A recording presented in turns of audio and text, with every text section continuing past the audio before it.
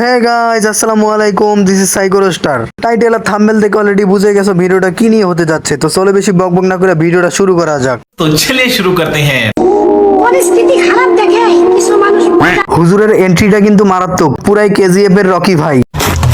I সর্বনাশ, হুজুর দেখে R15 এর উপরে উঠছে। হুজুরে R15 এ উঠাই দিল কেরা?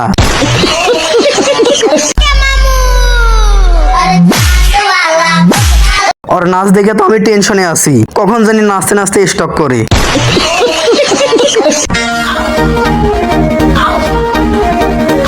এই প্রাণীর জন্ম আবার কই থেকে হইলো? ওরে তো দেখলে থার্ড জেন্ডারের মতো লাগে, তার উপর আবার ফিল্টার লাগাইছে। এগুলার সাথে সাথে একজোড়া চুরি পড়লেও তো ভালো লাগতো।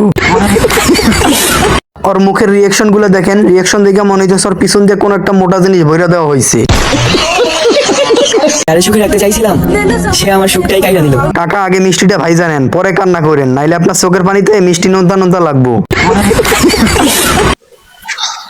সমালোচনা করা যায়, কিন্তু সমালোচনা করে তার আগে যাওয়া যায় না। যে সমালোচনা করে সে সবসময় পিছনেই থাকে। নো টেনশন নো প্যারা। হুজুর আপনার এত সুন্দর স্কিপ শিখাই দিল কেরা?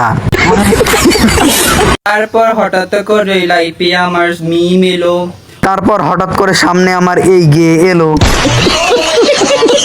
ও মিম সোনা দুটো হামদি বানা। ও মিম সোনা, ওর একটু গোয়া মারো না।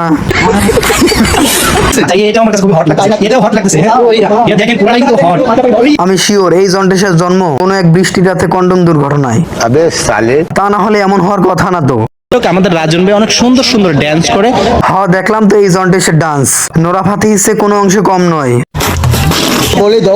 হ্যাঁ, আর সে কিন্তু ছেলে, তার ওয়াইফ আছে। চিন্তা করা যায় এই তলোয়ার ছাড়া দেলোয়ার এরও নাকি বউ আছে।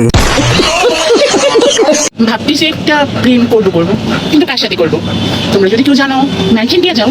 তুমি যে জিনিস, তোমার জন্টের সামলাইবো কেরা? তোমার জন্টের সামলানোর কাউরে তো দেখি না আমি, তবে জনি ভাইয়ের সাথে প্রেম করতে পারো। সো গাইজ, আজকের ভিডিওটা এই পর্যন্ত। যদি ভিডিওটা ভালো লাগে তাহলে অবশ্যই লাইক কমেন্ট শেয়ার আর চ্যানেলটা সাবস্ক্রাইব করতে ভুলবে না। আজকের মতো আল্লাহ হাফেজ।